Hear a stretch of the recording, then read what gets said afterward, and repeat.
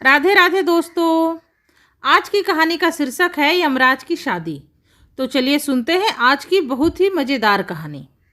एक बार की बात है, यमलोक में रहते रहते यमराज जी ऊब गए थे। अब यमलोक में उनका बिल्कुल भी मन न लगता। एक तो पूरे यमलोक में पसरा सन्नाटा, उदासी और अंधेरा। दूसरे उनका अकेलापन। कहने को तो उनके पास अनेकों सेवक थे, पर कोई भी उनका मित्र नहीं था। पूरे दिन बस वो लोगों की मृत्यु देखते देखते उनकी इच्छा होती, क्यों न कम से कम एक बार जीवन का भी आनंद लिया जाए। अपने जीवन में परिवर्तन लाने की उनकी ये इच्छा धीरे धीरे बहुत प्रबल हो गई। एक दिन उन्होंने यमलोक से धरती की तरफ देखा तो देखते ही रह गए। वहाँ चारों तरफ उजाला ही उजाला था। बसंत के मौसम की बहार हर जगह बिखरी थी। सुनहरी धूप में खिले रंग बिरंगे फूल उन्हें आकर्षित कर रहे थे। धरती पर रहने वाले सभी लोग बहुत खुश नजर आ रहे थे। धरती के सुंदर सुंदर नज़ारों को देखते देखते उनकी नज़र एक बहुत ही सुंदर और हट्टी कट्टी औरत पर पड़ी, जो एक आदमी से झगड़ रही थी। देखते ही देखते उस औरत ने उस आदमी की वो हालत की कि वो आदमी सर पर पांव रखकर अपनी जान बचाकर भाग खड़ा हुआ। यमराज जी ने मन में सोचा कि हाँ, ये औरत मेरी बराबरी की है। मुझे ऐसी ही तेज तर्रार और धाकड़ औरत पसंद है। मुझे इस औरत से शादी कर लेनी चाहिए। लेकिन सबसे बड़ी समस्या ये थी कि इस औरत से शादी करे कैसे।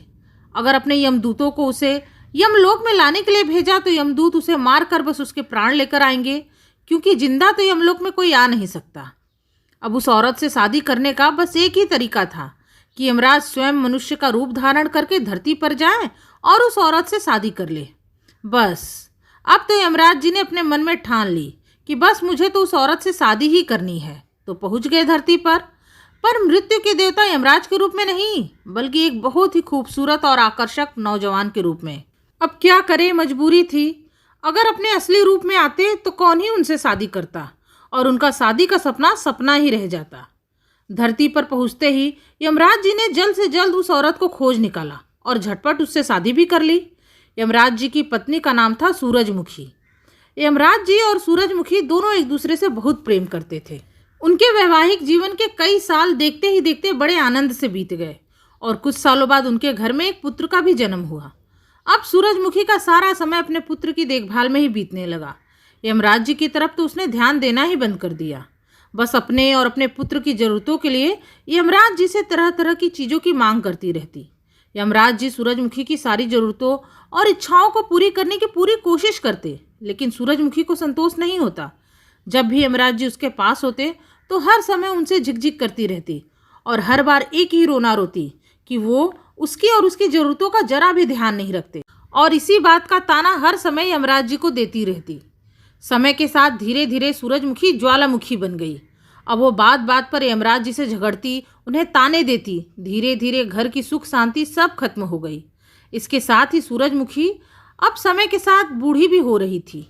उसकी सुंदरता भी अब कम हो गई थी। पर वहीं यमराज जी अभी भी जवान थे और उतने ही आकर्षक थे जितना वो शादी के पहले दिन थे। यमराज जी के पास पैसों की बहुत कमी थी।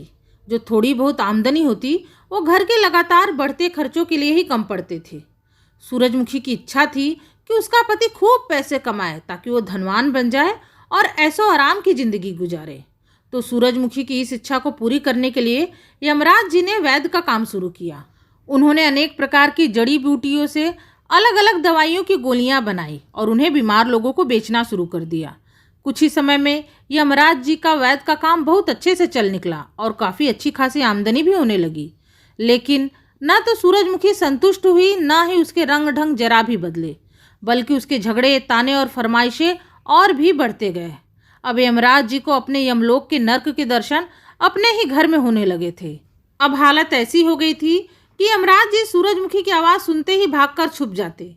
धीरे धीरे उन्हें लगने लगा कि सूरजमुखी के साथ ऐसा जीवन बिताने से तो यमलोक की अंधेरी और उदासी भरा जीवन ही ज़्यादा अच्छा है। एक दिन मौका देखकर यमराज जी धरती से गायब हो गए और सीधे यमलोक पहुंच गए। सूरजमुखी को भी यमराज जी के गायब हो जाने पर कुछ ज़्यादा फर्क नहीं पड़ा। उसका तो सारा ध्यान बस अपने पुत्र यम कुमार की देखभाल में ही रहता। अब कौन किसी के गायब होने की फिक्र करे। पति नहीं मिलता तो ना सही, वो अपने कामों और अपने पुत्र को लाड प्यार देने में ही लगी रहती। अब ज़रूरत से ज़्यादा लाड प्यार पाकर सूरजमुखी का पुत्र एकदम निकम्मा बन गया। जब वो बड़ा हुआ तो एक नंबर का लापरवाह और बहुत ही आलसी हो गया। फिर एक दिन सूरजमुखी की भी मृत्यु हो गई। अब यम कुमार के आगे पीछे पूछने वाला इस दुनिया में कोई नहीं था। बचपन से ही अपनी माँ का लाडला था, तो ना ही पढ़ाई लिखाई की, ना ही कोई काम धाम सीखा। वो तो ये भी नहीं जानता था कि पैसे कमाने के लिए आखिर करना क्या होगा। कुछ दिन तो माँ की जमा पूंजी से यूं ही बीत गए, लेकिन अब अपना खर्च कैसे चलाए, यही सोचते सोचते एक दिन उसे अपने पिता के धंधे की याद आई। उसने अपने पिता की बनाई दवाइयों की गोलियां निकाली और अपने गुजारे के लिए उन्हें ही बेचना शुरू कर दिया। यम कुमार हमेशा सोचता था कि आखिर उसके पिता को क्या हुआ होगा जो वो इस तरह से गायब हो गए। एक दिन उसे सपने में उसके पिता दिखाई दिए। उसके पिता ने कहा, बेटा तुम ये वैद्य का काम चालू रखो, इसमें तुम्हारी बहुत अच्छी आमदनी होगी। लेकिन फिर भी तुम्हें एक सलाह देता हूँ, जब कभी भी तुम किसी मरीज को देखने जाओ तो सबसे पहले उसके सिरहाने की तरफ देखना। अगर वहाँ तुम्हें मैं बैठा दिखूं तो तुम उसका इलाज करने से मना कर देना, क्योंकि वो मरीज हर हालत में मरने वाला ही होगा। मरीज के सिरहाने पर तुम्हारे अलावा और कोई भी मुझे देख नहीं सकेगा। अगर किसी मरीज के सिरहाने तुम्हें मैं ना दिखूं तो तुम उसका इलाज शुरू कर देना। तुम्हारे इलाज से वो मरीज जल्द ही ठीक हो जाएगा। यम कुमार की एक झटके में आँख खुल गई और वो अपने सपने के बारे में सोचने लगा।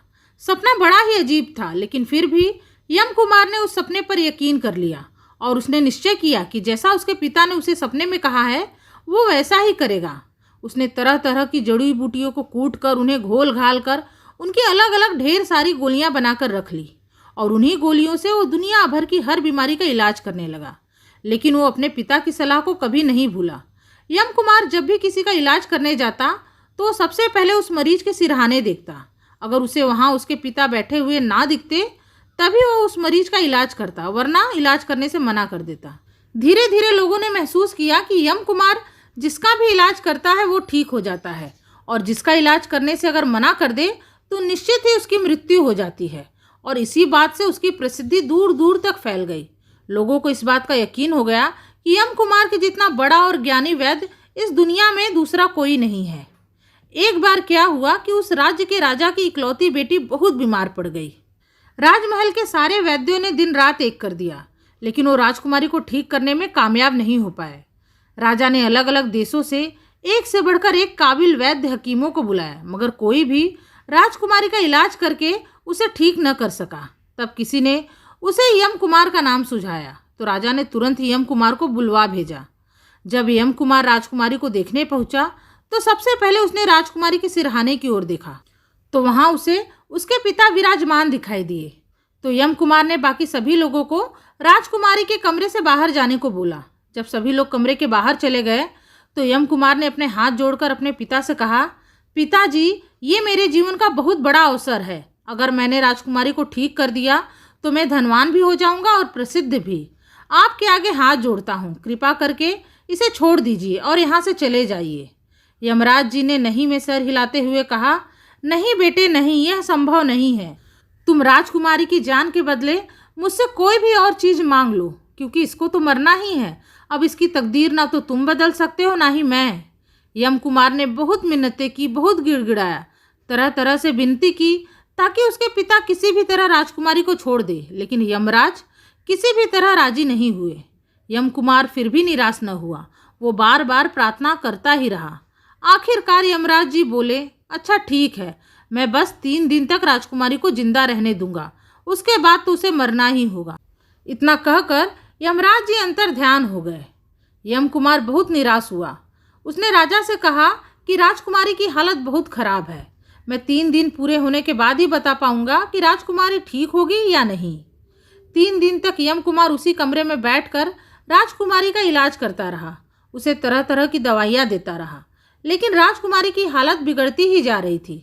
वो ना तो हिल डुल सकती थी, ना ही करवट ले सकती थी। उसका चेहरा बिल्कुल पीला पड़ गया था, वो अपनी आंखें भी नहीं खोल पा रही थी।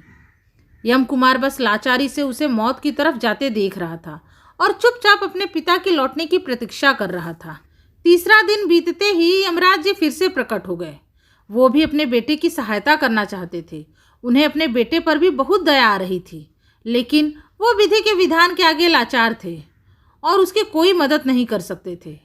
यम कुमार ने अपने पिता की तरफ देखा और मन ही मन सोचने लगा कि किस तरह राजकुमारी की जान बचाई जाए। अचानक उसे एक तरकीब सूझी और उसने तुरंत ही उस पर अमल करने का फैसला किया। यम कुमार दरवाजे की तरफ मुड़ा और जोर से बोला, अरे माँ, तुमने इतनी देर क्यों कर दी? जल्दी से अंदर आओ ना, पिताजी यही हैं। इतना सुनना था कि यमराज जी का चेहरा डर से पीला पड़ गया।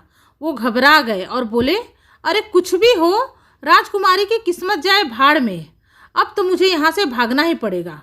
इतना कहकर बिना एक क्षण गवाए वो धरती छोड़कर यमलोक पहुँच गए और 3 दिन भी पूरे हो गए थे। यमराज जी के वहाँ से भागते ही राजकुमारी ने अपनी आंखें खोल दी। यम कुमार समझ गया कि उसकी तरकीब काम कर गई और अब राजकुमारी की जान को कोई खतरा भी नहीं है। उसने राजकुमारी को 2-4 गोलियां दी और राजा को संदेश भिजवा दिया कि अब राजकुमारी ठीक हो जाएगी। इसके बाद राजकुमारी की तबीयत में तेजी से सुधार होने लगा। कुछ ही दिनों में वो बिल्कुल ठीक भी हो गई। अपनी बेटी को ठीक देखकर राजा और रानी की खुशी का ठिकाना न रहा। उन्होंने यम कुमार का इतना उपकार माना कि राजकुमारी की शादी भी यम कुमार से ही करा दी। उसके बाद यम कुमार ने बड़े ही आनंद से अपना बाकी का जीवन बिताया। तो दोस्तों, यह थी यमराज की शादी की कहानी। उम्मीद है आप लोगों को आज की कहानी ज़रूर पसंद आई होगी। और अगर कहानी पसंद आई है तो आप लोग बहुत समझदार हैं, आप लोग को पता है कि क्या करना है। इस वीडियो को लाइक करना है, कमेंट करना है और मेरे चैनल को सब्सक्राइब भी करना है। आपसे मिलूंगी अपने अगले वीडियो में एक नई कथा कहानी के साथ। तब तक के लिए राधे राधे, धन्यवाद।